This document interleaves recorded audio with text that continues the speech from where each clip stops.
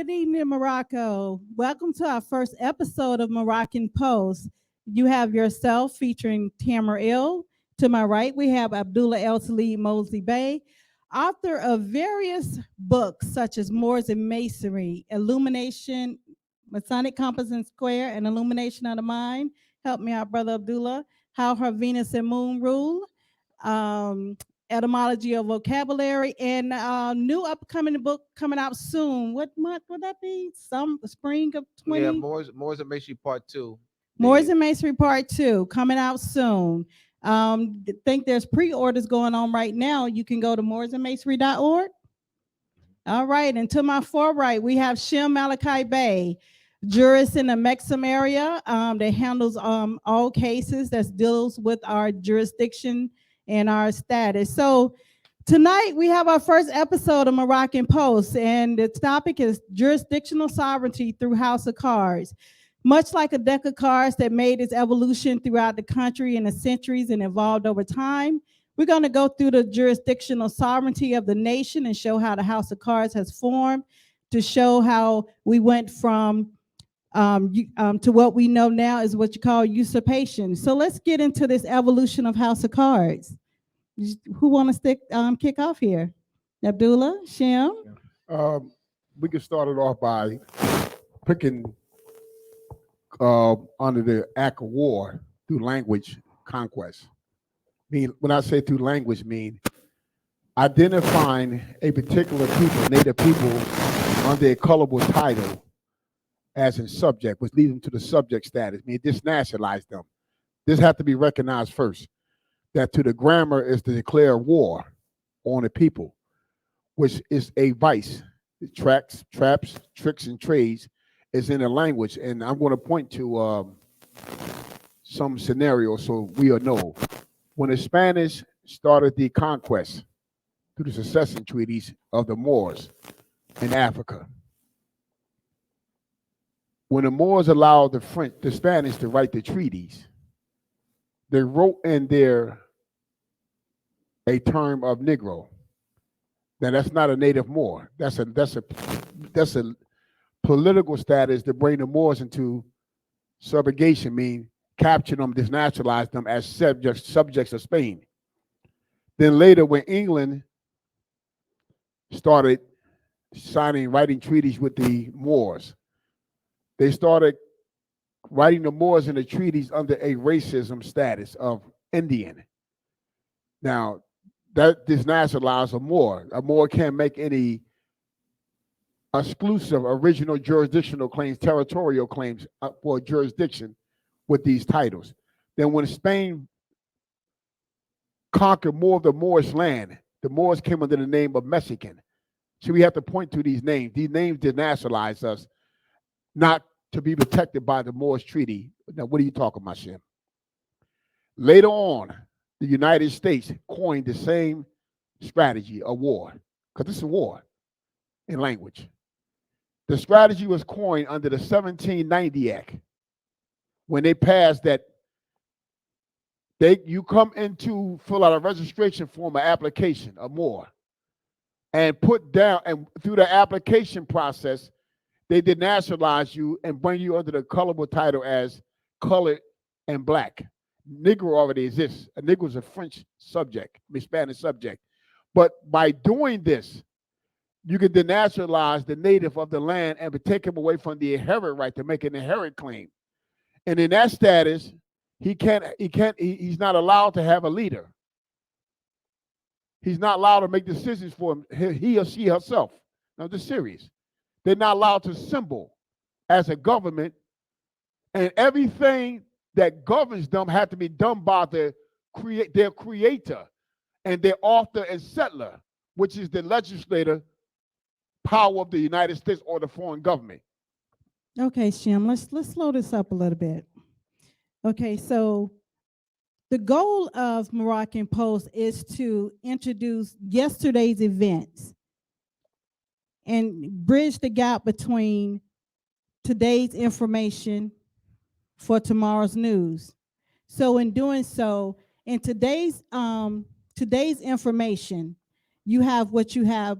You spoke about the various constructs, that we went from national standing to various racial constructs through language. So today, are people who has been reclassified into these racial constructs.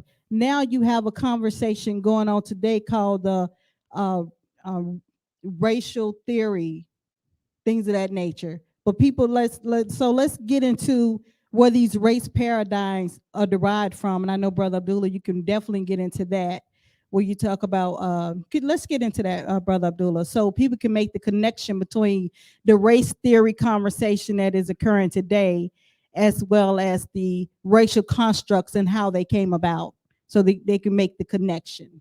Yeah, so the race is a social construct that was established by mainly three Europeans. You have in the 1600s Francois Bonner, who actually lived in under the British rule, lived in India for 9 years, while living in India for 9 years, he observed the caste system. So he developed the race paradigm based off observing the caste system of India. You know, so that construct in the 1600s under Francois Bonner of Caucasoid, Mongoloid, Afrosoid, and what they've done. So, and he began that process of classifying the people based on four constructs. You have the phenotype, facial, that's dealing with facial features, the skin tone, the hair texture, and the brain size. Dr. Francois Bonner was a craniologist, brain doctor, study of the brain, craniologist. And that theory was implemented by Carl Linnaeus in the 1700s. Carl Linnaeus in his book Natural Selection, written in 1752. With that, so the race classification of black, white, red, and yellow. In 1795, the protege of Carl Linnaeus, a German anthropologist, Johann Friedrich Blumenbach, added the brown race classification to that construct. Also, what Carl Linnaeus or Johann Friedrich Blumenbach did was he came up with a modern construct definition of the word Caucasian. The definition as used today for the word Caucasian was developed by the German anthropologist Johann Friedrich Blumenbach. The definition people used, the millions of people used throughout the world, was for the word Caucasian was developed by Johann Friedrich Blumenbach. So that means this definition didn't exist in the 1600s for Caucasian, 1500, 1200, 900s. This modern definition was constructed in the late 1700s, early 1800s by Johann Friedrich Blumenbach. So they are the races. The races, Francois Bonner, Carl Linnaeus, and Johann Friedrich Blumenbach are the races, means they are the fathers of the modern day race paradigm. Now, Francois Bonner, he was well respected. He had lectured in different universities. Universities actually implemented and taught those theories. So it doesn't just happen. How did they become widespread? Through institutions, colleges adopting these theories and then teaching it in the universities. These are well-respected men. They are ruling from the dead. They're from the grave, they rule. Because it's a constructive mindset orchestrated by Francois Bonner, Carl Linnaeus and Johann Friedrich Blumenbach. Now, Professor Sore, what does the racial classification, what effect does that have on a group of people, the autochthonous people of the land? Now we're going to kind of tie this back into jurisdiction. How does this affect the autochthonous people of the land throughout the entire realms, the racial constructs? All right. The people are Moors. So if they are forced into using a name that does not identify their consanguinity, ancestry, lineage, descent, pedigree, birthright, connection, that is an international law that is called denationalization. Yes. On the conquest and subjugation and European colonization. So let's place this in the construct of international law. These principles of conquest, subjugation, denationalization are addressed in international law. So we got to place it there in its proper. So you're looking at a denationalization of a people. How's that done? By dismantling the Moroccan Empire through a series of war. Let's go with that 1099. To first crusade against the Moors. What France, England, Castile, Aragon, Germany, and other European powers did were put funding aside to develop night orders. They united their forces against Morocco as well as against the Ottoman Empire. Launched to crusade in 1099 to bring the Ottoman Empire and the Moroccan Empire down. So we got it. Today, these night orders exist as Masonic night orders. Knights Templar, Knights Malta, the Knights of the Round Table, the Order of Christ, the Knights of St. Stephen's. These are night orders were established for the sole purpose to fight against the Moors. Here we are today. What is the destination? The destination, we're looking at European conquest, subjugation, and the dismantling of the Moroccan Empire. We must address Moroccan Empire more so than saying Moors. When you say the Moors, you're not addressing the body politic. What is nationalization for the Moors? There's no documentation or process that makes you a Moor. Correct. That makes our people Moors. But nationalization for the nationalization for the Moors is bringing the defeated, conquered Moors, first restoring the Moroccan Empire, bringing the people, the Moors, back under the protection of the Moroccan Empire. That's the destination. Now, the roadmap, the journey, how do we get there? And those we'll be discussing that. Now, you mentioned colonization and conquest, and most oftentimes one look at the last conqueror through conquest. So you said, the addressing of the various colonizations that occurred in the Moroccan Empire starts with Spain. Now, you spoke of the 1099 siege of Jerusalem, and Shem spoke of the various different European nations. Let's get into the House of Cards and how they built the colonization up, because the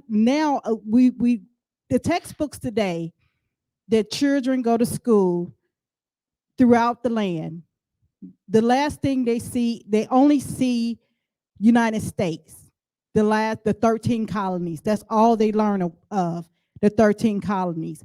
But they never get to see the full scope picture of this House of Colonization Cards that was built on the conquest and usurpation of the Moroccan Empire.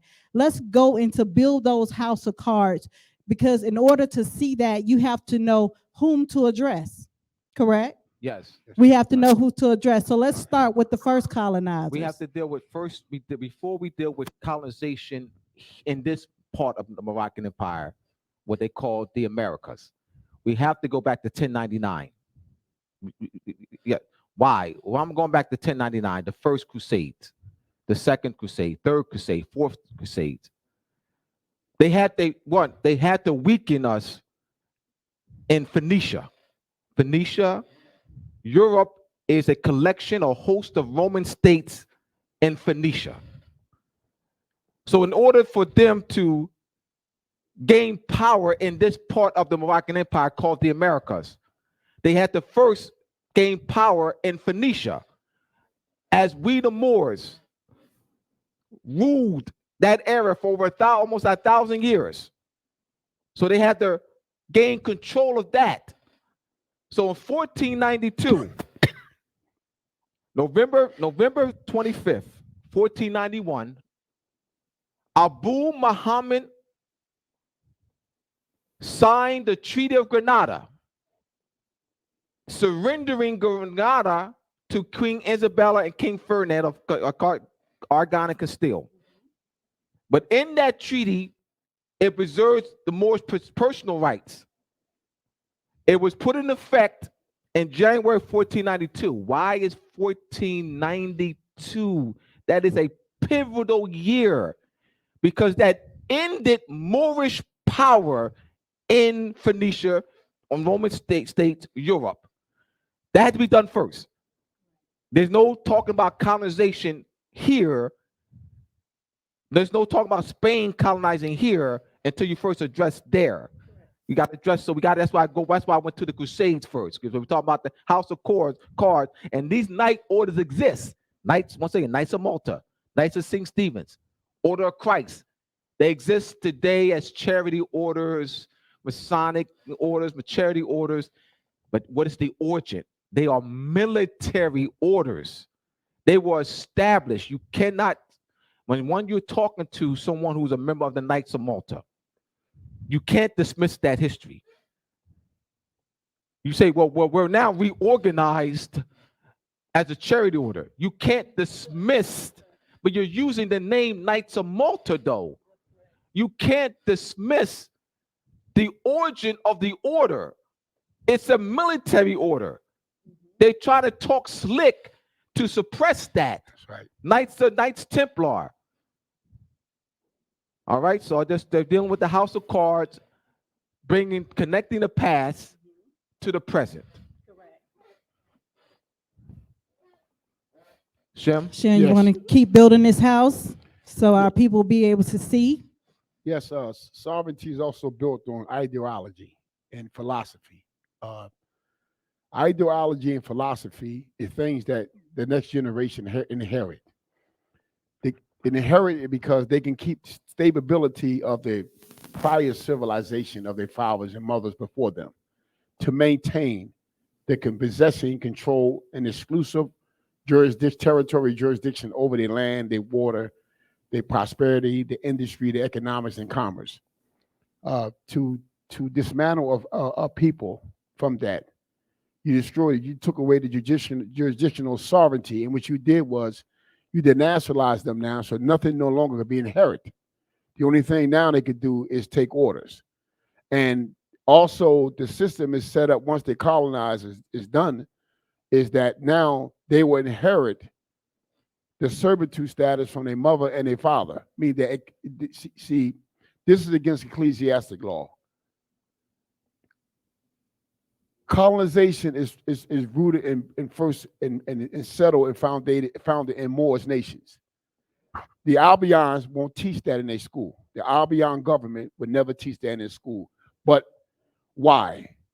To teach that in their school, that would teach a supreme status of our anciently. It would show that they have no place in established civilized culture. And to teach that will give us a measurement higher than their children. So they will leave that out and take it as if they was in the place, the foundation, and we was the one subjects trying to catch up. See, it's all done through language. This is called apophicating and manipulation of language and the mind. So this is why this is very important to know that even more men that rises up themselves as leaders over the people in a dead status, because they rise themselves up and they in a dead status. They haven't even got claim of their body yet. So what happened is they become indoctrinated and social engineer that when they can't represent us as a native of the land based on a clouded, fraudulent status that was put on us under racism. So they said they would never, the hamster would never get off the wheel. He'll die on the wheel. I'm serious, this is for real. I mean, it was, they're going to kill themselves. They're the right concepts. So when somebody say, well, we don't understand order and structure. Even in a fraternity order or Masonic order, there is a structure. You can't become a master Mason unless they elect you that. You see what's going on here? Election, self-determined. They have to self-determine among themselves to elect someone qualified to hold that office. But this is done in secret. This is done in public government. But see, the grasp is we can't raise our people if we've never been raised. Tamara, you anything to add to that? Yes, I'm glad you said that. I'm so glad you said that, because that brings to today's information and what goes on in the society. You have what you call voting within a system. So you have voting on a local level, you have voting on a federal level, and let's just talk on the federal level with the United States corporation, correct? Mm-hmm. So our people who are classified as Black, the racial classification, Black, Negro, color, every 4 years, they go and cast their ballot. But however, throughout that time period, there's been different marches and different, fights for civil liberties. Now, with that being said, the people that are evoking these rights are not in their proper national status. They are in the racial construct status, but you're in a foreign jurisdiction fighting for liberty and freedom to be known as a nation to have the argument of reparations. So these arguments go on for years and years and years, and each person casts a ballot, either Democrat or Republican, and they make their choice for whomever they will serve for the next 4 years. Whoever will serve them or they serve, because it seems like it's not for the people. The people are being led up. So with that being said, how could one see? We have to pull this layer off. We have to pull this layer off of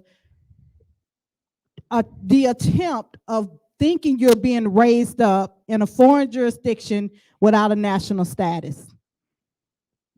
It's never going to happen. Let's deal with, we spoke about the Crusades of 1099, and we came all the way up to 1492, where the jurisdictional sovereignty was usurped in Phoenicia. Now we come over to what we call the Americas. So it starts with Spain and it ends with the last usurper, which is the Great Britain. Okay, so let's get into that area, and you have now, we're just gonna bridge the gap and speak about being in a dead status, attempting to raise yourself up within a foreign jurisdiction, and now looking at the ability to know now there is a way of escape through political unity, reversion to sovereignty. So let's address those constructs and kind of bring it into content, because we got to build this house of cards of sovereignty, jurisdictional sovereignty. Well, it's the law of nature and divinity. The law of nature does never get in balance, meaning that the sun, the moon, and the stars regulate its legislative power when the sun goes into the moon and stars in different seasons, one ruling by night, one ruling by day, one governing the different seasons. A death of something and a resurrection of something. But this is a manifestation in nature that is not broken between the sun, moon, and stars and nature.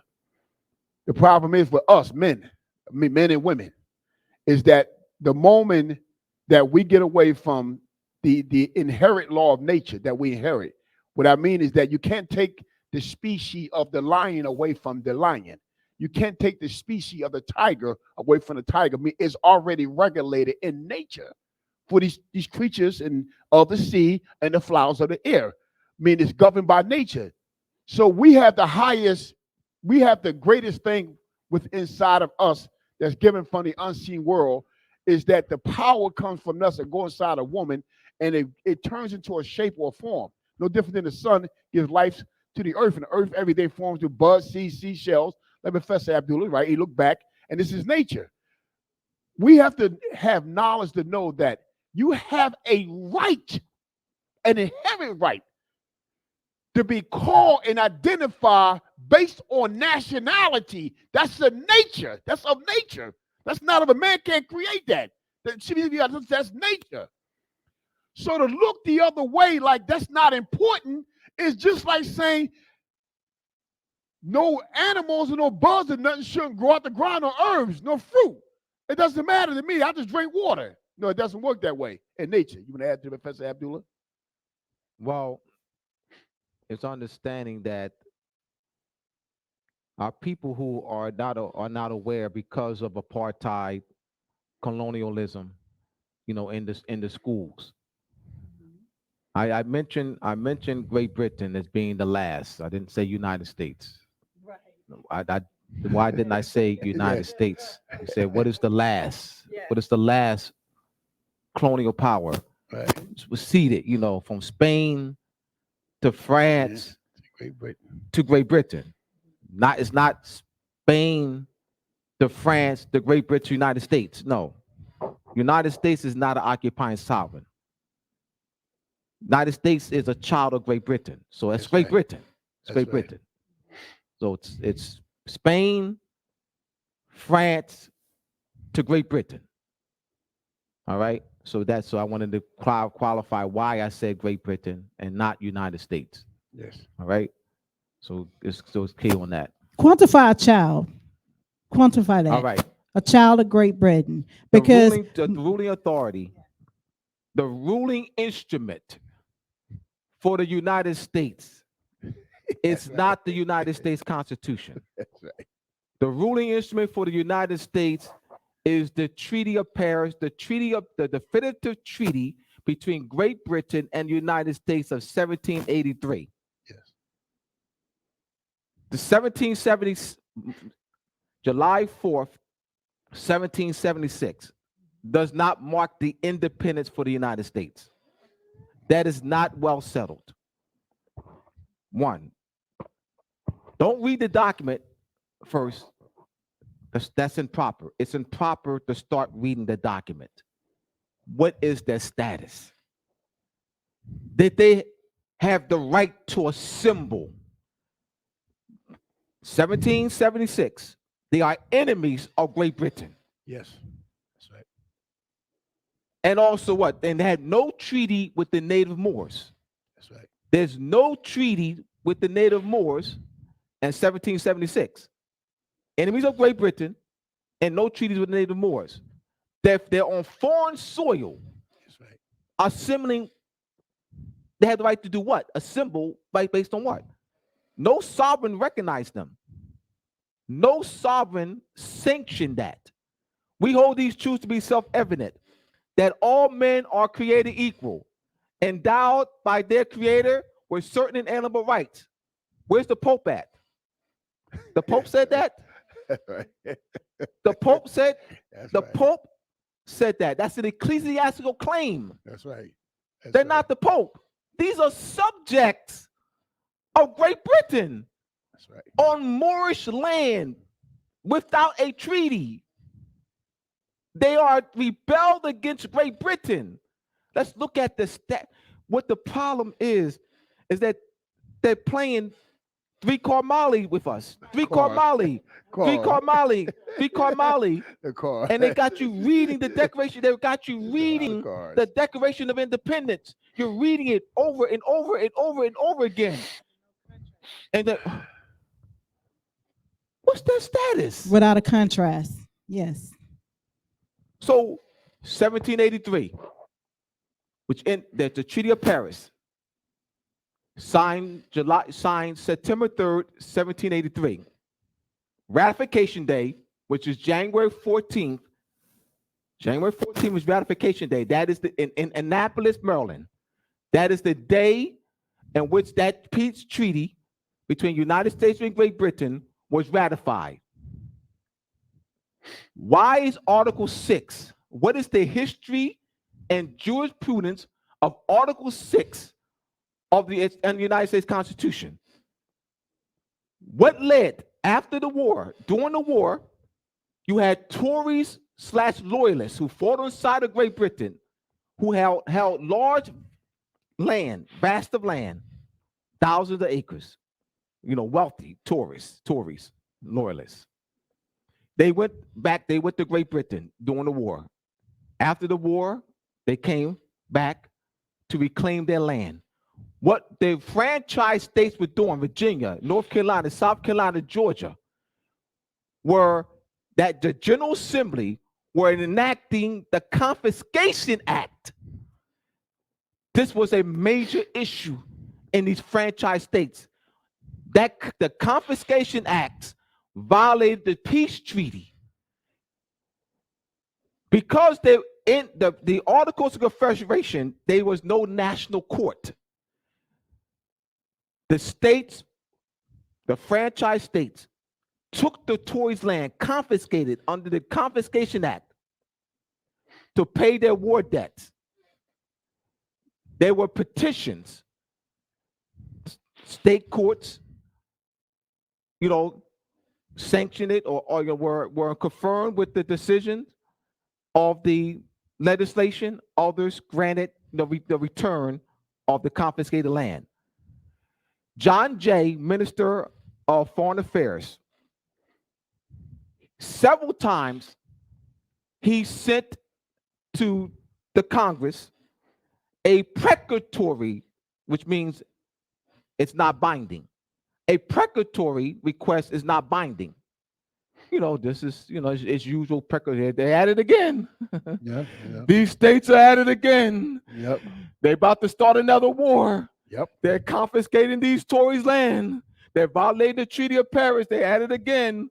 Congress, this is a precatory. No, it's not binding. Because of these series of acts that led to 1787 to construct, so they won't go and have another war now. It's the Supremacy Clause, Article 6. So it's important to look at the events that led to Article 6. That's right.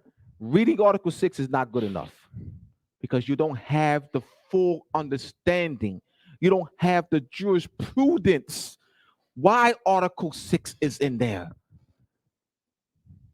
Before you open this up, we're going to take a quick commercial break and honor our sponsors. Are you a deep diver for knowledge? Do you like to explore historical content of language, grammar, and law? Well, Academy of Providence is a unique certificate-based virtual learning institution with an aim to draw out a person's innate talents and abilities by imparting the knowledge of languages, epistemology, scientific reasoning, jurisprudence, positive law, history, literature, rhetoric, and more. The channels through which those abilities would flourish and serve the communities as well as the nation. Our goal is to help you dive deep into critical analysis, thinking and reasoning of these areas towards becoming philosophers or humanity of learning or humanity of science, which creates society's great artists, painters, musicians, jurists, doctors, astronomers, biologists,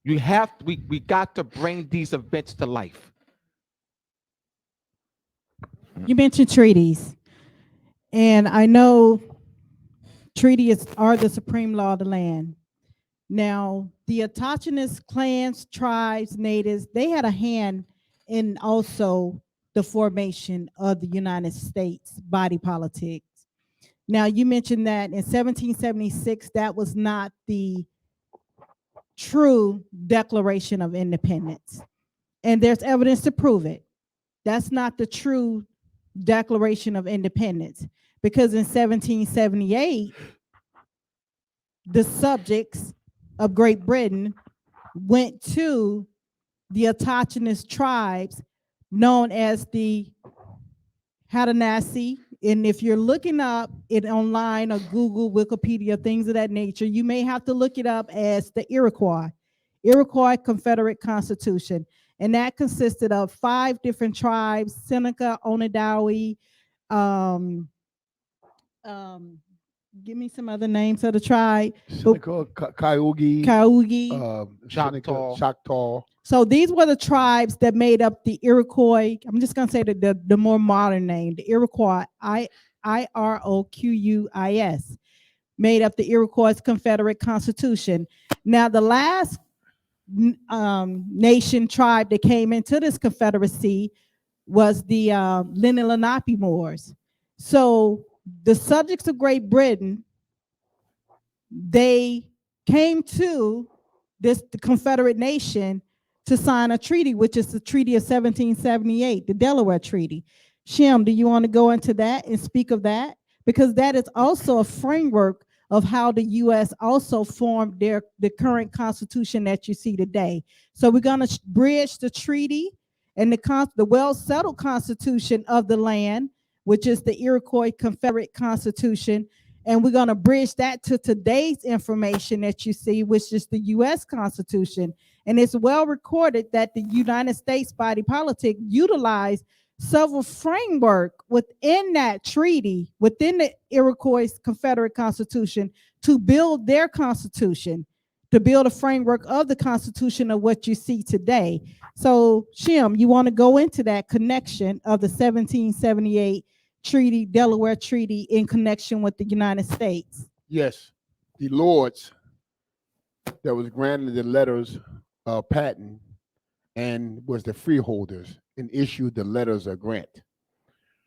The subjects formed communities and was the planters, the subjects. They had businesses. They had not what you call grantee land, granted land through letters of grants. They became prosperous. The only thing about them, they wasn't able to make any elected judges. They weren't elected. They wasn't had no participant in electing their parliament or the governor.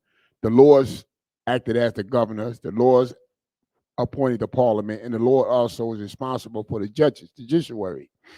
So any decision to be appealed to was appealed to the lords.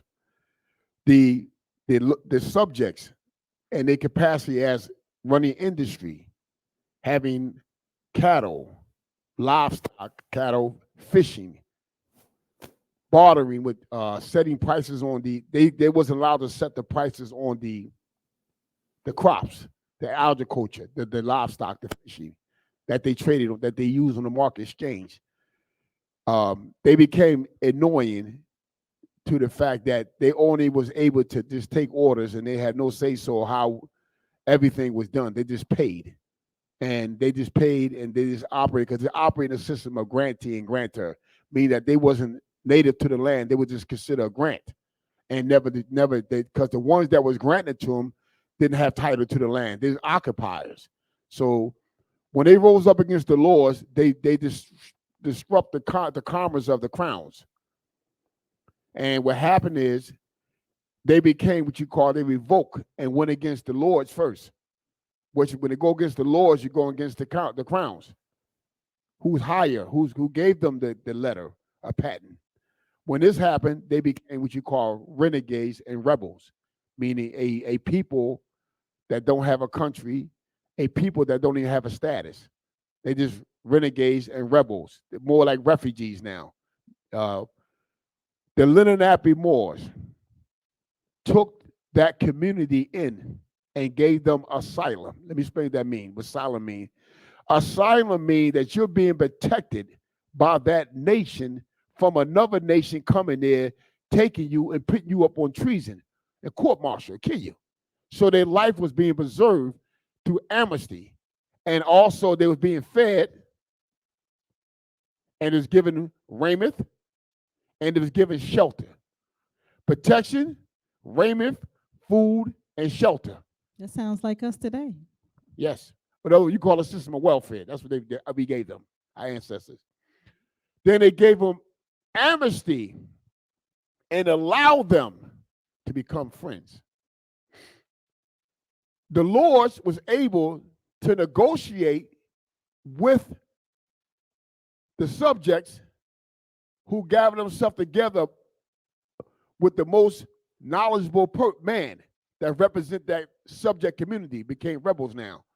The Lords negotiate with them, was able to go in and out the different jurisdictions, the occupying and the territory jurisdiction of the Moors, and negotiate because they was not enemies. They didn't revoke. It was the subject revoked. Then the Lords was granted the right to form what you call the Articles of Confederation. The common subjects did not write that instrument. It was the esquires. The instrument allowed the subjects, that's rebels and the renegades, to be a part as a free state with rights to self-determine in a sovereign territory. But they didn't have the exclusive right or occupying right as a most favored nation. Thank Professor Abdullah for looking back and putting in his book where Washington came later on. And Washington, working for a survey corporation, company, decided that it would be needed for the planners that had, because remember, they the wealth. They didn't want work and toy the ground. They made the money. They fished. They growed. They did all the work. They mined. And all that was all controlled by the crown and the lords. He see that where they was at on Lenape territory, they couldn't operate as a sovereign. Because when they leave that territory, they're enemies of the crown. This is why they had to go through the Lenapes and try to attack the crown. But they couldn't go back into the colony occupying jurisdiction without a treaty from the ruling authority, the crown. Washington wanted to take more land to place them there. Washington was double dipping. He was acting like he was a friend of the Lenapes. Then he turned around and he was double dipping, operating on the behalf of the crown. Meaning, if I could bring him over here, if I can do this and that. So he was conspiring with the Lords, and the Lords was sending it back to the Privacy Council and the crown. Now, what happened is Washington knew one thing, that the ruling internationally, the emperor was the ruler, power, fist, that rule internationally in the Moroccan Empire. Not just here, but the extended jurisdiction. So he wrote a letter to the emperor of Morocco. This is very important. He said, we are an infant nation. The word infant strikes, you can't get away from infant. All y'all saying that they was independent in 1776, then why is Washington calling them an infant nation? An infant means someone can't take care of themselves. They can't take care of themselves. And you're going to a sovereign emperor because you need permission. Because that's a sovereign of the land. Now we're getting somewhere now. The United States had a plan. And the plan was always in order to go back, the Lords, let me say the Lords came up with a plan. How can we get them to be under obedience without rising up? What is the major problem? And they said, here we go.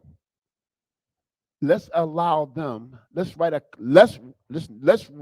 a constitution for them and give them the privilege, the people the privilege to elect their court judges, their parliament, and their head of state. Give them the privilege to do this.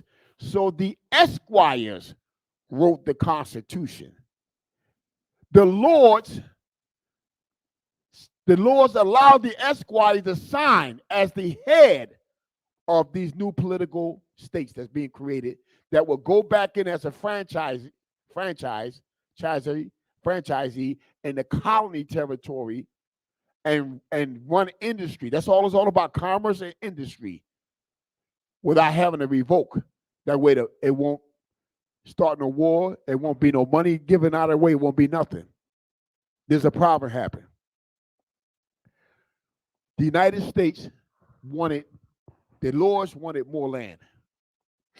They wanted to take the Moorish land that was never ceded to neither of the occupying powers. It was not occupied. It was never ceded. It's Moorish land. It's called unfounded land. That's what they call it. Unfounded land. Newly founded land. That's Moorish land.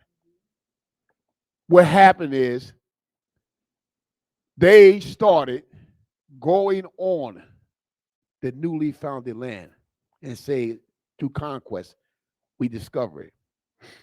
Then they started going to Indians groups.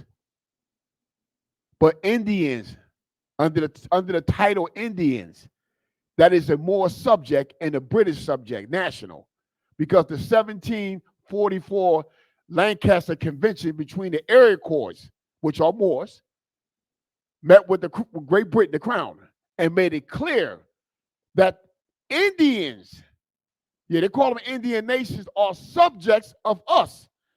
And therefore, they had no right to enter into treaties and sign away and ceded the land to you. They had no rights, meaning that under that status, they are conquered by us. And therefore, they derive no rights to enter into any treaties. What happened? Later on, United States decided that it wasn't going to honor the treaties of 1783, and it wasn't going to honor treaties as being the law of the land. What happened? It made the Moors, under the title they call Indians, and Great Britain, England, went to war against the United States and brought the United States under obedience by burning down the White House, their capital. See, when you enter the fortune of a sovereign, and you burn down their capital, and you come in with your military, and they can't stop you, you want a war. Great Britain, when and I have able to concede that if the Moors didn't help them, that led to the 1812 treaty. Am I right, Professor? 1814 treaty called the Gant Treaty. That led to that. In that treaty, it preserved the Moorish land as guaranteed. The estates of the Moors are guaranteed in that treaty. Before that treaty, there's 1790, the Jay Treaty was a treaty of commerce between Great Britain and the United States. 1795, was it? Let me talk about that. Yes, go ahead. Yes. All right, going back to what I said before. Yes. All right. What led to the Jay Treaty, the Treaty of Commerce and Navigation between United States and Great Britain? Let's go back to the states, these franchise states confiscating. It's all connected. Yes. Great Britain had stationed her troops in the Midwest. That's right.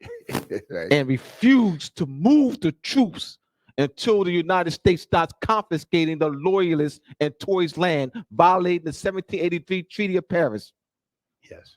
That led, remember again, John Jay was still Minister of Foreign Affairs. That's So right. John Jay's negotiating. You know what I mean? Yep. We don't want another war. We don't want another war. That's All right. right. We're these states. We don't want another war. So it led to the signing of the Treaty of Commerce and Navigation in 1795, known as the Jay Treaty, because Minister of Foreign Affairs John Jay was instrumental, in negotiating and getting that and selling that. These are major issues. And once again, the United States Constitution is not the ruling instrument for the United States. This is why Article 6, treaties of the law of the land. Why though? Just reading it is not good enough, as I said before. It's not good enough because you just become a parrot.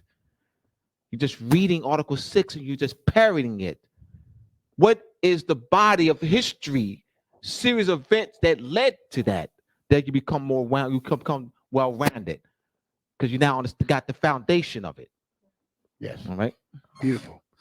Yes, thank you, Professor Abdullah. Oh, let me finish this point here. Yes. Another point that I didn't mention. The treaties between England and Morocco protected the English merchant ships. So when the subjects revolted, they no longer was protected under the treaties between Morocco and England. This is major. Muhammad ibn Abdullah plays a major role. 1777, once again, acknowledging them. 1777. These are major. We have to bring these events to life. Yes.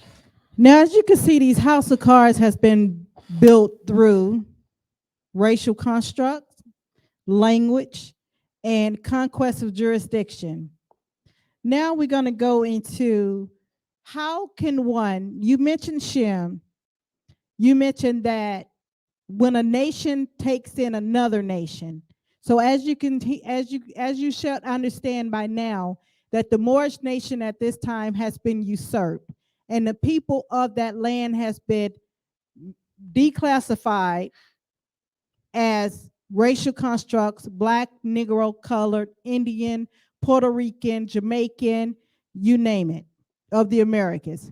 So now the people are denationalized into these racial constructs. They are in the house of cards. Now within that house of cards, they are in a foreign nation, which means they're under now the Refugee Act. They're truly refugees in their own land. Now, as a people, though, you have a way of escape. There's always a back door that has an opening. As stated earlier, a dead people could never raise itself up to liberation, not in the status of racial constructs that are being currently placed upon them: Black, Negro, colored, African American, Indian, and such. There could never be a reparations to a dead nation. How could you repair a nation that doesn't exist? So within that house of cards, there's a door that's open. And you have the ability as a body of people for self-determination, for your political status, to rebirth that which was laid down, which is the Moorish Empire. Let's go into how can one now open that door as a body of people, because that's not an individual thing. Being restored as a nation is not an individual process. It's not one where a Moor can say, hey, I'm a Moor and I'm going to take on this task on my own and everyone else will just follow suit. Let's go into the process of reversion to sovereignty, Abdullah. All right, so let's go to international law. We have to, so that way they could be grounded. All right. Question I'm posing. Because we have to get out the back door. We have to let this house of cards become empty and fall. So let's get out the back door. What is based in according to international law, what is the remedy of recovering the lost sovereignty of a nation brought down by European conquest and subjugation? Let's look to international law. We talk about the recovery of lost sovereignty. This is addressed in international law. So we look at the recovery of lost sovereignty, statehood, restoring statehood, secession,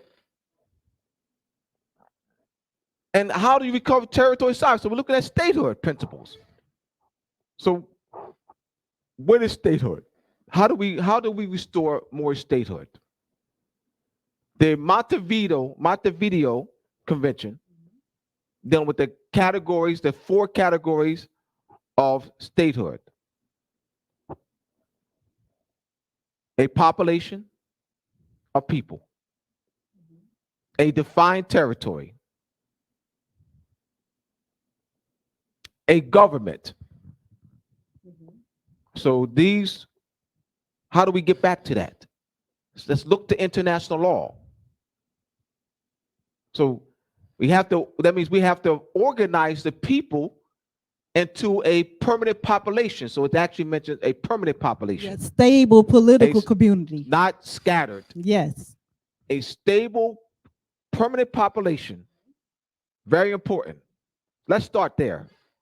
Let's not move anywhere else right now. Let's start there. You must facilitate a permanent population, means a registry.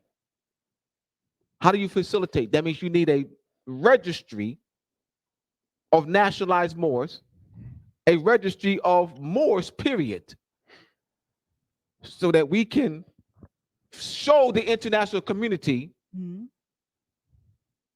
political legitimacy principles, that we have a permanent population. We got to start with a permanent population. All right? Because the defined territory we have, the land that we're on.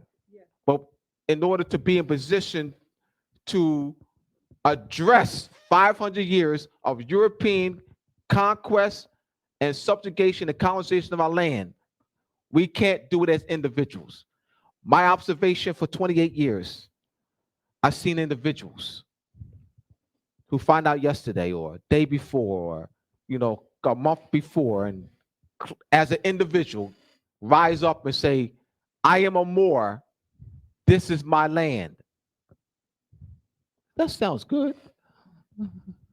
You are correct that you are Moor, and you are correct that this is your land. What's the problem? You're standing as an individual. You're saying it as an individual. Let's go to international law again. Is that the process? Nope. Is that the process of reversion to sovereignty, to recovery of lost sovereignty? An individual saying, I am a Moor. Is this the process, according to international law, an individual saying, raising this up and say, I am sovereign? You're a king? You're a queen? You're an empress? You're an emperor? They say, I am sovereign. What royal house? A sultan? What royal house? You said, I am. You didn't say Morocco is sovereign. You said, I am sovereign. You're raising a flag of representing a pre-existing empire with pre-existing treaties with France, Great Britain, Sweden, the Netherlands, Denmark, Norway, Portugal. Pre-existing treaty obligations. This is not a new state. So as we re-enter the international community, and remember, Morocco existed before the United Nations. That's right. Existed. Morocco existed before the League of Nations. Morocco existed before a lot of these new states existed. That's right. We're talking about an old and original state. What is the issue? Morocco is in a coma. Morocco lies in a coma in a hospital. And Morocco has been lying in a coma for over 200 years. She needs to be resuscitated. Her children are bonded by France, Spain, Portugal, Great Britain. And I said United States is Great Britain, connected, so I won't say United States, Great Britain. Bonded by chains of these occupying foreign powers. We have to resuscitate Morocco. That's what we're talking about.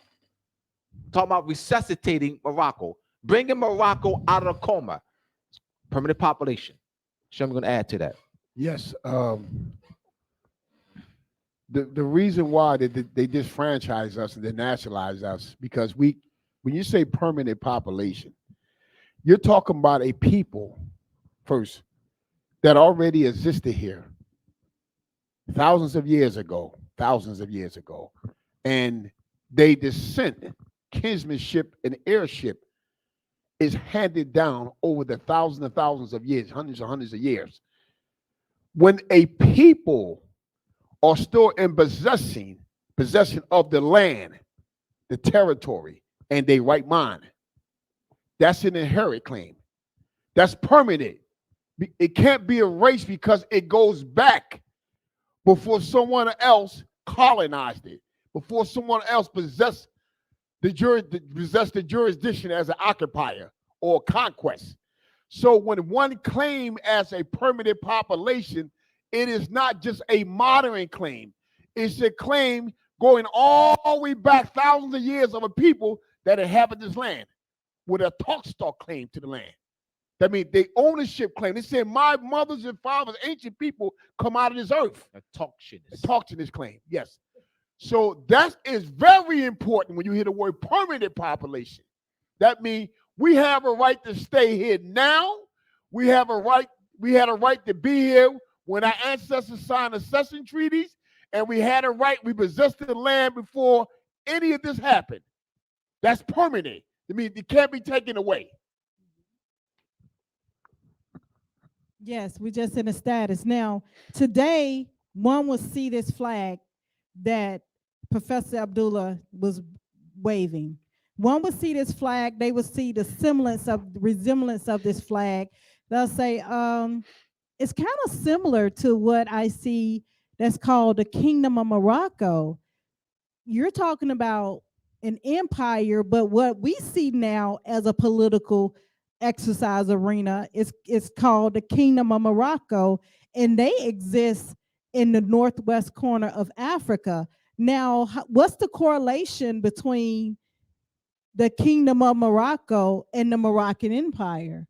What is that about? See, that we have to kind of make this connection of understanding between the Kingdom of Morocco and the Moroccan Empire and how all that came about into the formation. Well, the Kingdom of Morocco are not just native Moors, claiming native Moors. They're claiming the doctrine of a seer, Muhammad, as a seer. They're claiming to have a right to that land based not only on consanguinity, but based on what a seer proclaimed. And what they did was, under that, they formed a community and came under an established doctrine and nationality as not as a new state, but as people following the culture of these ancient people of the Moroccan Empire. When they send their nationalists, yes, listen to me, they send their nationalists, when they got together as a community of people gathered all around their region, they send a national representative to the embassies that held the treaties with the Moors. And they could not deny them of their Moorish inheritance, not under consanguinity, but under the doctrine of a seer. And after they acknowledged them, then they formed a constitution among themselves. In that constitution, it described the native Moor. The word Moor is in it, not Indian, not a constructed racism slur or title. They are put in the constitution Moor and Moroccan. Moors. That's the consanguinity in that constitution. And then they took their constitution and went to the International Depository, patented, and then they turned around and submitted to the UN so they can sit there, the ambassador can sit there, and now they can make determinations on the international legislative that's passed by the UN Council. You would add that, Abdullah? That's how Morocco, the Kingdom of Morocco is a host of people, communities, and regions in West Africa that made a claim under the Moors, as a Moroccan, more under a seer, ecclesiastical. They made a claim and say that they didn't say they asked for permission. Remember, that's an old claim. Before any of the conquest nations came over here. That's an old claim of a seer that conquered the world through Mohammedanism. Yes, Muhammad conquered the world through Mohammedanism. And the Sultans claim to be the direct descendants of Prophet Muhammad. Not only did he make a consanguinity claim, because Prophet Muhammad was declared to be of Arabia. Arabia was Moors. But he made a claim under ecclesiastical culture. And that claim is an old claim that you cannot take from somebody. Let me explain what I mean. In 1640, me and Tamara read an old judication. Moors was under the title of black. Tamara read it. They petitioned black and Negro. They petitioned because they were saying it was in servitude based on his handed down from indentured status, handed down from mother to father, and that, in other words, they couldn't get out of it. But under ecclesiastical law, under the Torah, you could not hold a person in servitude. There had to be a season that you had to release that person and start the Jubilee, a new start. Yep. So what they did was they appealed, and the appeal went to the crown. And the crown made it clear, once one make a claim under Christianity, which is ecclesiastical, spirit, divinity, they are enfranchised and they are not considered under any legal status of any conqueror. That's ecclesiastical claim. Why did the crown make that claim? Because the crown knew under the Magna Carta, what they sent to the Pope, the seer. The Magna Carta of 1215. Yeah, 1215, the Magna Carta of 1215. They send that to their what? Seer.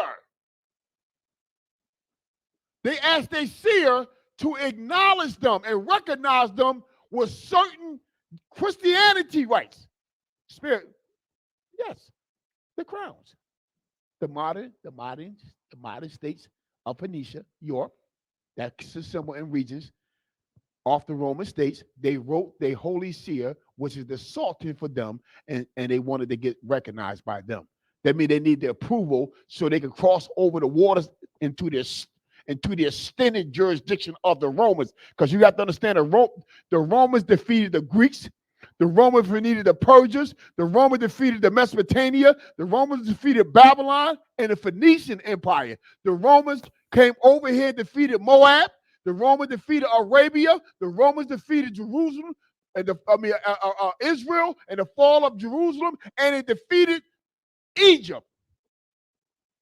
So the Pope, as Caesar, the Caesar power was transferred over to the Pope because the Caesar now became the holy seer. He needed to control the world. He needed the galactic keys. In order to do that, he needed to gather up all the writings, the ancient scrolls, ecclesiastical scrolls, and make that claim. Anything you would add to that, Professor?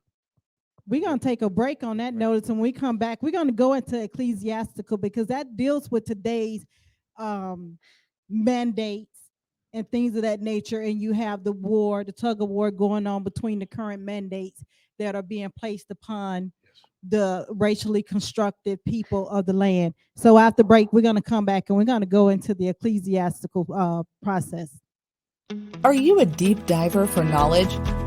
Do you like to explore historical content of language, grammar, and law? Well, Academy of Providence is a unique certificate-based virtual learning institution with an aim to draw out a person's innate talents and abilities by imparting the knowledge of languages, epistemology, scientific reasoning, jurisprudence, positive law, history, literature, rhetoric, and more. The channels through which those abilities would flourish and serve the communities as well as the nation. Our goal is to help you dive deep into critical analysis, thinking and reasoning of these areas towards becoming philosophers or humanity of learning or humanity of science, which creates society's great artists, painters, musicians, jurists, doctors, astronomers, biologists, engineers, cartographers, surveyors, photographers, chemists, herbalists, entrepreneurs, computer scientists, teachers, politicians, and statesmen. So, if you are determined and willing to go beyond, Academy of Providence is the perfect place for you. For more information, visit our website, www.academyofprovidence.org.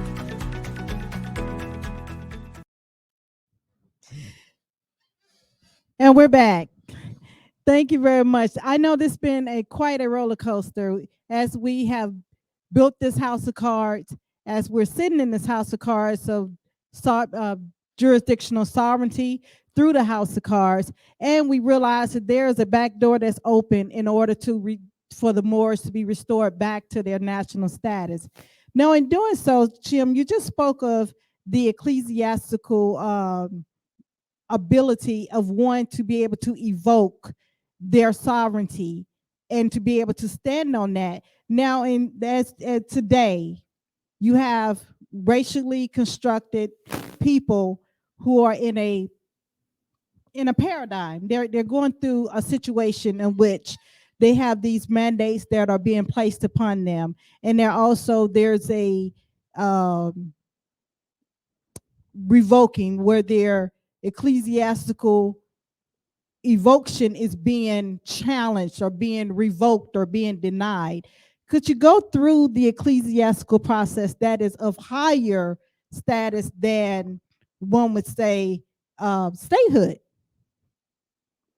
Well, ecclesiastical is very powerful because from the beginning of time, the early civilization, in order for a man and woman to move forward in the earth and in balance and unity with the unseen world, one will have to be visited from the powers of the unseen world. They have to be ordained, a man or woman. Once that happens, they fulfill what you call one of the characteristics of the eagle, the foresee. I mean, you're in trade in futures. Well, they looking for the future of humanity on earth and to be in balance with the laws of the cosmos, of the heavens, the celestial realm. They have to be in order with the invisible world, as if nature is in order with the moon, the sun, the stars, that celestial body. See, the earth is married to that. That's come from the unseen world, married them. How do they marry them? Because as you go on for thousands of years, this matrimony is still going on. The relationship between the sun, the moon, the stars, the seasons, the waters. This is everything dying and being risen again, resurrect. This is a nature and divinity order. So the reason why it moves on man is to keep us in balance with the unseen world, because we don't know this. We have to be ordained and chosen royal, like they have royal for a royal for a kingship or emperor or empress. Well, you have to be chosen and ordained. You become a servant of the people on the earth. So now you can say, hey, listen, them attributes you can carry out now. You can foresee, you can warn the people, you can instruct the people. So that way we can be in harmony with nature. Therefore, the sun, the cycles of the moon, the seasons give us what we need for our sustained life, the necessities of life. If not, there's a phantom. Why is a phantom? So a woman or a man will be dealt with to let us know what we have done wrong against the unseen world, and then how we correct it so we can get our crops growing. Why the livestock has left and been driven away. That's why. So the seership is the elementary highest principle of supreme that you can have with a man and a woman. It's just started getting later on that if a woman foresees something of danger, she prophesies. She speaks because it's going to come to pass. She has to warn them. She's ordained for that. They kill her. Why? Because the people depend on that. It's called futures. It's the survival of being on earth. And not only that, being made with divinity in us, an animal, a fish, or a bird does not pour anything of value out of the earth and determine the value of it and what's the price. They do not name themselves. We do. So we endorse with the power to speak the etymology and the epistemology on how we name the animals, how we name the fish, What type of fish is good for you? What type of fish is bad for you? How to hunt, how to raise livestock and give them the name, how to heal them. We how to look at the earth and pick the precious metals and stones of value, how to give a price, how to barter, exchange, and trade. That's given to us. That's why we're the most valuable thing on the earth. Anything you would add to that, Professor? You did a great job, brother. Terrence, do we have any online comments, concerns, questions, criticism that we would like to address to the audience?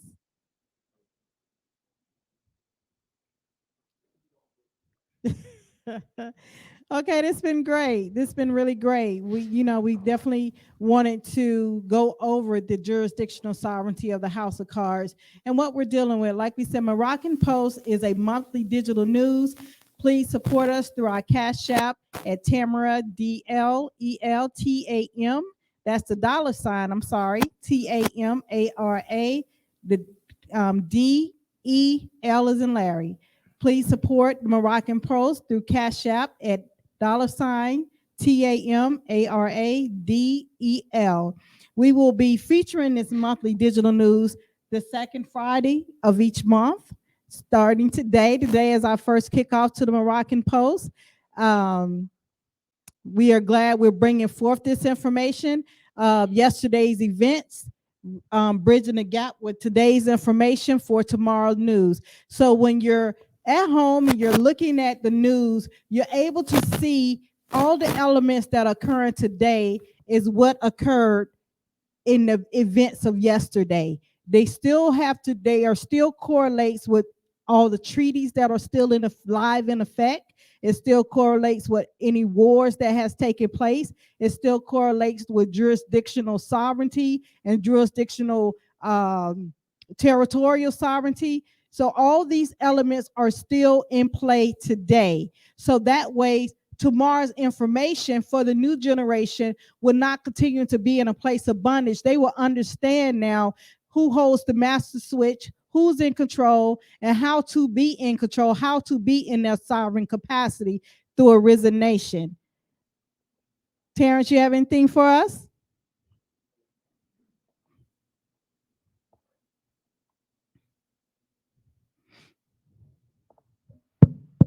Oh, we do have one question from Rose Venus Bay. Can you elaborate on the Bill of Rights? Abdullah? You want to take that Yes. one? The Bill of Rights? Yes. The Bill of Rights is just an instrument that was put into play by the esquires. It laid out the new rights for these subjects. I mean, it laid out the structure for them to have the elections of the legislator, the executive, the legislator, and the judiciary. Then it laid out what each house it was allowed to do and the age of each person in the house. So it was only laying out the floor mat of that political structure. Bill of Rights. The Bill of Rights. Article first, talk about the First Amendment, Second Amendment, No, Third Amendment. The Bill of Rights are the first 10. First 10, yes. You first 10. Yes. The freedom of the press. Oh, yes. All written by the esquire on the benefit of the people. Well, that's still tied back to, you said written by the esquire. Yes. Now, if one go back and look at the Magna Carta sets the tone for the activities of which the esquires, barons, archbishops, dukes, earl, counts, sheriffs, Constables, everybody. That's right. anyone of what I want to say titles of nobility, they were high merchants, and they would work directly with the king, the privacy council. So if you look at the events of the Constitution that's written by the esquires and barons and those high proprietors who had the ability to write these instruments, as well as the Bill of Rights, it correlates in parallel alignment with the Magna Carta. So if you go back and look at the Magna Carta of 1215, you will see the correlation, and you will see where they're able to go out into the different realms of the Roman Empire and be able to operate in the fashion that they're operating in today. And you can see how they're able to create and construct these instruments without the subjects of the empire being involved in it, because the subjects were not we the people.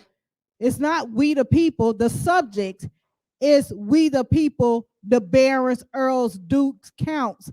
That's the we the people that had the liberties and the freedoms that came from the Magna Carta of 1215. So that's what the Constitution is for the protection of. It's a continuation of the protection from the Magna Carta. You want to go into that? Yes, I can go even further back. Let's go back to basic jurisprudence. It's been a well known, if you research and go look back. First of all, that the first Romans are Moors. When they conquered Jerusalem, they allowed Jerusalem to maintain its kingship. I mean, the king and fishing rights. I mean, over the land. They kept the rights, even with the even gate. They even acknowledged the ecclesiastical power of the Pharisees and the Sadducees, which are considered the priests that's in the stead, successors of Moses and the prophets and the seers. They acknowledged that and would not go against that principle. So when someone of Israel took a man or woman to the Roman governor, because the governor sat there over the region of that nation, but the kingship was the sovereignty stayed with the nation. The reason why the emperor did that, to keep a war from in the empire. So when that happens, one bring a Israel or Arabian or Moab to the governor. The governor would say, I don't have jurisdiction, because it was not an international threat to the empire of the Caesar, meaning that they were, in order for the Roman government to first take a case, one must be a Roman subject or Roman citizen. That's number one. Or they rising up, they bringing together a host of people to war against the empire power, the head power. Then that way the Caesar now will usurp the authority and send troops there to bring that nation under obedience, under conquest and captivity. So the basis of it all is this here. Ancient time is still dealt with status. That's however you look at it, it dealt with status. When the emperor or the governor identifies someone, they identify them as a Israeli or a Moab, a Moabite, or a Ishmaelite. So that means that's the national, that's the blood pedigree, preserving the blood pedigree of the man or woman that's coming before them. They honor that. What we got away from is we under what you call racism. And by being called these different titles and names, we are disnationalized, and now we swept away from the protection of our mother, of our all jurisprudence, all the protection and treaties, culture, and jurisprudence has been stripped away from you now. You're a sitting duck. You're a sitting duck. It all comes down to status. Someone said, well, what do you mean? I don't see no harm in calling yourself black, colored, Afro-American. Hey, man, listen, man, I did good in this country. They calling me that. I did good in this country. What do you own? I want you to show me what do you own. If you go and get me a deed out of the county record that's in the custodian of the county or the city, and on that deed going to say grantee and grantor, that's in the chief system of feudalist law. Feudalist, you will own nothing. Nothing. You're not allowed to discharge any debt. You're a servant. You're a servitude. Go back to the early 16th century. You're not allowed to discharge debt as a black or colored person. That's not no nationality. That person that's not protected by law. That's a refugee. We have to recognize this. I don't care if you made he a billionaire. You telling me that man? Watch this.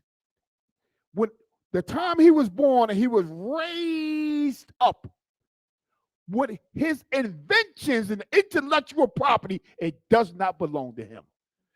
He don't own no land, and he's never made anything in real currency. So what do he own? He's deceived. That's why they could take him into court and strip him and throw him in jail when they feel like it, or do whatever he want to do, or exile him, take his citizenship status from him. What is he going to do with that $1 billion? Our country won't take him. They won't take him. It's a violation of international law. He will have to run somewhere and hide his money into another country and claim asylum to keep them from prosecuting him and stripping him. He'll leave everything he got and run to that country for asylum and leave all that behind because he want to live. He want to be in jail. So if you think because you a billionaire, ask yourself a question. Who money is you spending? How you a billionaire, you won't have your own currency? How you a billionaire, your currency is not backed by nothing? How you a billionaire with some other foreign country setting a standard of how you spend your money? You're licensed in their political jurisdiction, and you don't have a consanguinity blood pedigree status or allegiance to a cultural identity. So what do you have? What is that $1 billion? Or they call you a billionaire. What is that? That's a de facto claim. It's impropriated. Look at law, look at well-settled law and positive law, you're not that. I'm sorry. The moment they crash the system, you have nothing. Because you don't have no land to go to. You don't have no government. All right, Terrence. Any further questions, concerns, criticism from our audience? You want to? All right. Question. Is there a standing Moorish government on the Moroccan Empire? And can one Moorish body politic claim the sovereignty of all Moors? No. First answer, the first question. First question. Yes, it What, is. can you repeat the first question? First question. Is there a standing body, standing Moorish government? Moroccan Empire, yeah. Hold on. Okay, the first Moroccan question, is there a Empire. standing Moorish government? On the Moroccan Empire. The answer to that question is no. No, wait a minute. Hold up. Let's be fair. No. We When he said said listen, when he said Morocco, but when he said the Moroccan Empire, that's the extended jurisdiction. There is. It's called the Kingdom of Morocco. okay. Because you said the Moroccan Empire. If you said Morocco, I can say no. Okay. But you said The Moroccan Empire, so You it said is Moroccan Empire. the Kingdom of Morocco. The kingdom. Did you say Moroccan Empire? Yes. You said the empire. Yes. Okay. Now, what was the second question? Second question. Can one Moorish body politic claim the sovereignty of all Moors? No. The answer to that is no.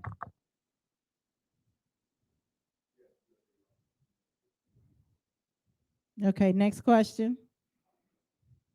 Excuse me. I'm going to clarify that so we know what we're talking about. The General Treaty of 1856 between Great Britain and Morocco. In the treaty, also in the Acta Algeris, it say Moorish states, S. It say Moorish tribes, S. That means there's more than 1, 2, or 3 nations, states, or tribes that have sovereign power in Morocco, because Morocco is a mass territorial land on earth. So the treaty speaks that treaty. Go to the treaty, and the Acta Algeris is in there. It used the word states with S. That means more than one. So no, not one can claim that based on the treaty. And not just the treaties, well settled cultural constitution. You have to remember there was many tribes and clans of nations. Yes. And that they banded together to confederate. So even in ancient times, there was many. From the many, as you know, the slogan of United States, from the many became one. We were already many. That's right.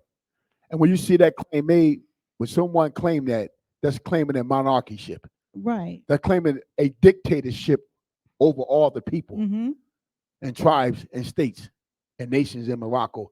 That's a monarch claim. And that's dangerous when someone claimed that.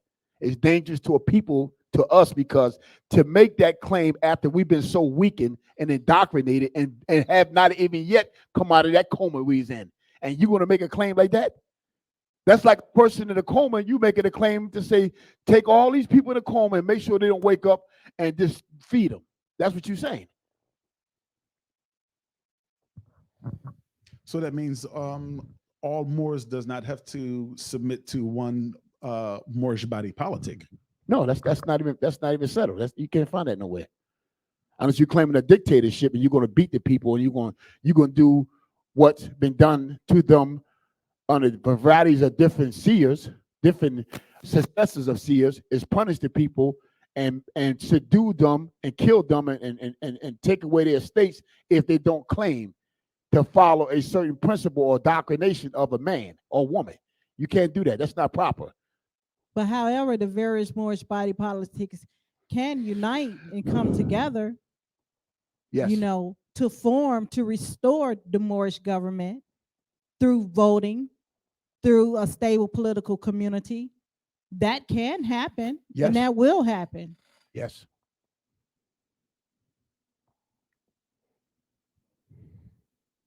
You have any more questions, concerns, criticism? You got criticism though. The criticism. You asked for criticism Yep. too. Yeah, we'll take the You said it's criticism. a bunch of criticism too. That's what she said. All right. 'Cause that's Well, we thank you for tuning in to Moroccan Post, our first installation of Moroccan News, our monthly digital news outlet where we focus on yesterday's events for today's information and for tomorrow's news. With this news outlet, we're hoping to shed light and bring awareness to those questions that one may have regarding, what is a Moor? What is a Moorish movement? How is the Moorish movement different or the same as the Nation of Islam? How is the Moorish movement different or the same from the Civil Rights Movement? How is the Moorish movement different or the same from anyone who has a connection to the divine knowledge and wisdoms of nature? The answer to that is we're all one and the same. We're all from the same consanguinity, lineage, pedigree, descent. We may have different messages, but we're all fighting for our liberation. And we at one point in time, we should all now come together. I know there was a statement that Malcolm X made that one must leave their religion at the door in order to have a meeting. This happened during a time period when he was attempting to gather Martin Luther King, the people of the Christianity through the civil rights movement, when Martin Luther King and the Nation of Islam, so they can sit down and have a talk and see how can we bridge the gap? How can we make our message more streamlined as opposed to being divided? And one of the things he said is one must leave their religion at the door. Well, it's impossible to leave your religion at the door when you has been rooted and grounded into those doctrines, and they're your moral compass. Now, please, the doctrines also comes from nature.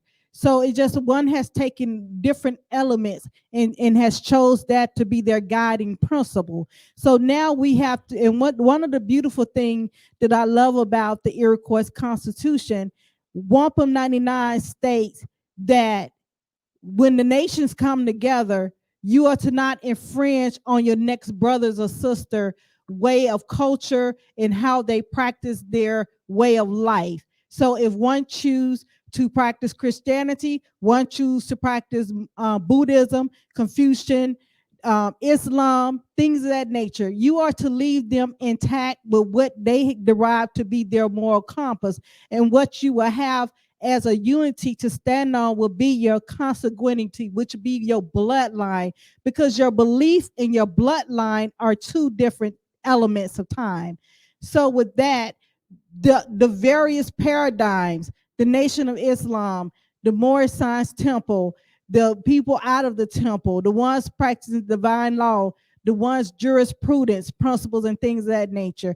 We are to unite because that's the one thing we have in common is our consanguinity, our bloodline for liberation. So that's where we are with the Moorish Imperial Restoration Caucus. We are a caucus. We three are a part of a caucus body to helping to facilitate the unity of the various Moorish paradigms, whether you're conscious or unconscious of your Moorish nationality, you still has a descent, a lineage, a pedigree, consanguinity within the Moorish family. So our goal is to bring all the different differences together and stand on our one uniqueness, and that's who we are, in order to be liberated from those who have placed us in the racial construct and taken away our nationality and our ability to defend ourselves, our ability to create our make laws that are in nature and harmony with one another. So that's what Moorish Imperial Restoration Caucus. We have a motion of a website that was built called UnitedRepublicofMorocco.com. You can go to that website. We have a website in the process that is being built for the society. But if you like to know more information about what the Moorish Imperial Restoration Caucus and its goal and mission and objective, you can go to UnitedRepublicofMorocco.com. If you're looking to gain more knowledge and wisdom and understanding regarding the colonization, conquest, and the House of Cards, please go to mooresandmasonry.org, and you'll be able to purchase books such as Moors and Masonry, Masonic Compass and Square, The Illumination of the Mind, How Her Venus and Moon Rule. Most important, language and law go hands in hand. Etymology and vocabulary.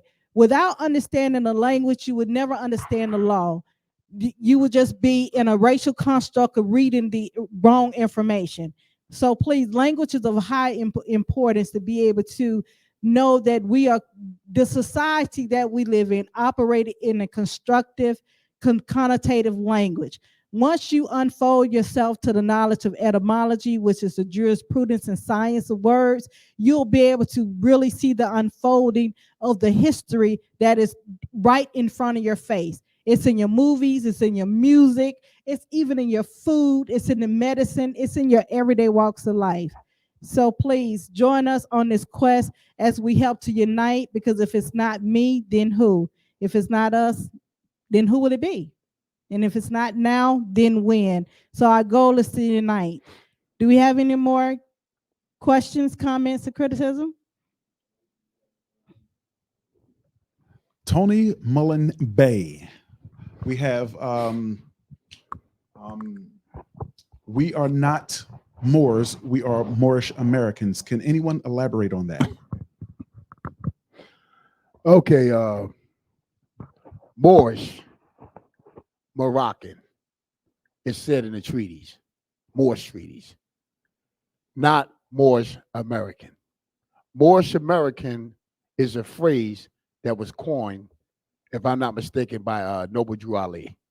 The Moorish American, the Moorish side. Maybe I'm wrong. I want to be safe. That's before that. Before, but it's probably before that. No, it was coined before that. Before that. It was Yes, coined let's before clear that. clear up. And I can't think of the book right off my head, and I will raise it up. But there's a book that was written about in early 1800, 1815. I Yes. want to say 1815. And it was called Morocco. Morocco. I can't think of the name of it. It's just off the top of my head. It's the end of the week. So within that book, it talked about the journey in which the journey they were taking within Morocco. Right. And within that journey they were taking in Morocco, they started talking about a pledge that they should sing. And they say, well, you have the Moors who give their allegiance to the empire of Morocco. And then you have the Moorish Americans who give their allegiance to the United States. So a Moorish American was clearly defined as a Moor who's no longer under the protection of Morocco and now has given their allegiance and protection to the United States. So which means now you are now a refugee. So I hope that helps. Yes, and also the word American is not a consanguinity. So what you have to understand, when you say somebody's a Moorish American, you're saying that the Moroccan or Moorish American, which Moorish is a attachment to the consanguinity of a native in Morocco or the extended empire.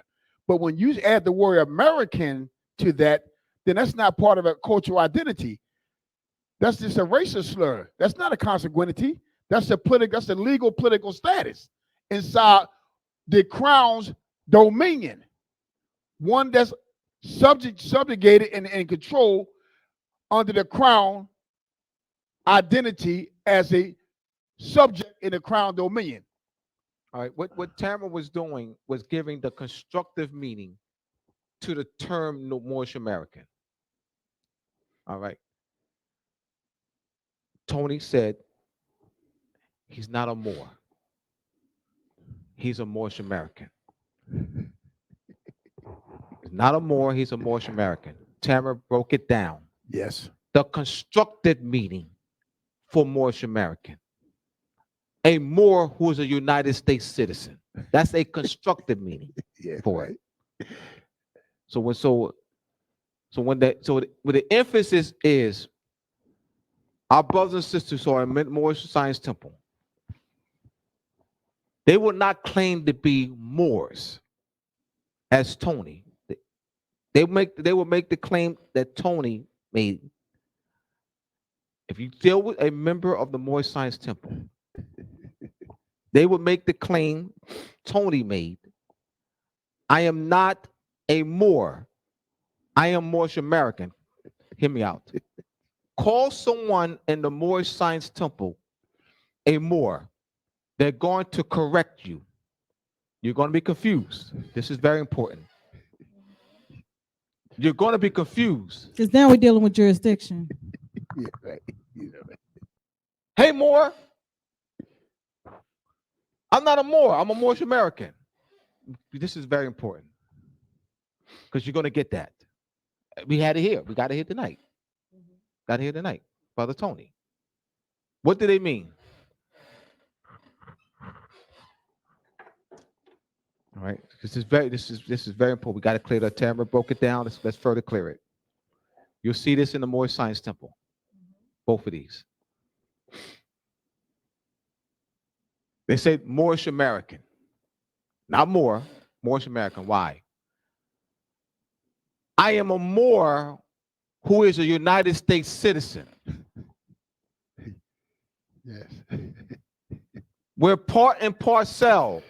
I am Moorish American because I am part and parcel of this said government. And being Moorish American, Juali, you are part and parcel or part and parcel of this said government and must live the life accordingly. In the divine warning written by Juali, support me in my great missionary work to bring my people back into the constitutional fold again, Constitution of the United States of America, again. Help me, for force the Constitution of the United States of America. So the claim is, I am not a Moor. I am a Moorish American. I am part and parcel of the United States. I am a Moor who is a citizen of the United States. We got to deal with the constructive meaning. It's very important we deal with the constructive meaning. Tamara broke it down. Yes, he did. That Juali did not coin the term Moorish American. What is the constructive meaning? She broke it down. I'm giving further. This is very important. So once again, our brothers and sisters, as Tony, will make the claim that they're not Moors, that they're Moorish Americans, meaning that they are citizens of the United States. This is very important. What do they mean by that? It's important to understand the constructive meaning too. Right. I'm key. Why do I teach etymology and semantics? Not just etymology and semantics. Etymology deals with the true meaning of words. So we have true meaning, etymology. Meaning semantics. So we have to deal with both the true meaning as well as the constructive meaning. All right. Yes, yeah, but yes, that was great. You and Tammy, but that was great. Hey.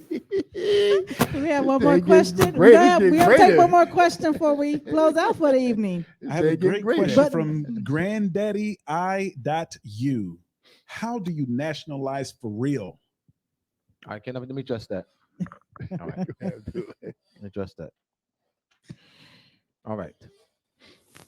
How do you nationalize for real? All right. There's no political process. There's no paperwork that can make you more. Let's go to international law again. What does it mean in international law? What does nationalization mean in international law?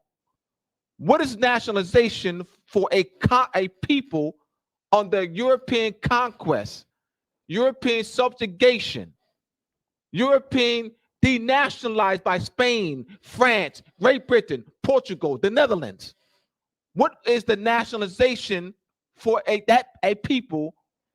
What it is restoring the Moorish state and bringing the people back under Moorish protection of Morocco. Once again, I said before, Morocco is in hospital. Morocco's in the hospital. She's in a coma. She's in a coma. That's right. She's been in a coma for over 200 years. Her children are chained to France, Great Britain, Portugal, the Netherlands. Been chained for over 200 years to these colonial powers of our land. How do you deal with nationalization? You got the first what? Restored Moorish state. So that you can what? They'll bring the Moors back under protection of Morocco. If you're not talking that, you're not talking nationalization. There's no way in international law, you cannot talk about nationalizing anybody if you're not talking about bringing them back under protection of Morocco. So you have to restore under the reversion to sovereignty, international law, Moorish statehood. I'm going to talk international law. We'd like to thank you for tuning in to our first installation of Moroccan Post News. We will be featuring our monthly digital news outlet every second Friday of each month. Next month, we are going to deal with chess or checkers. Today, we unveiled the jurisdictional sovereignty through the House of Cards, and now you see how the various nations have taken jurisdiction over the sovereignty of the people through racial construct, language, and now we're in this House of Cards, and we are opening the door up to be able to go out the back door for our liberation and reparation of a nation, of people who has been under disillusion for many of years. So tune in next month. Once again, please support Moroccan Post News through our Cash App at Tamaradel, Tamaradel. We thank you very much for tuning in, and you have a great evening. Thank you.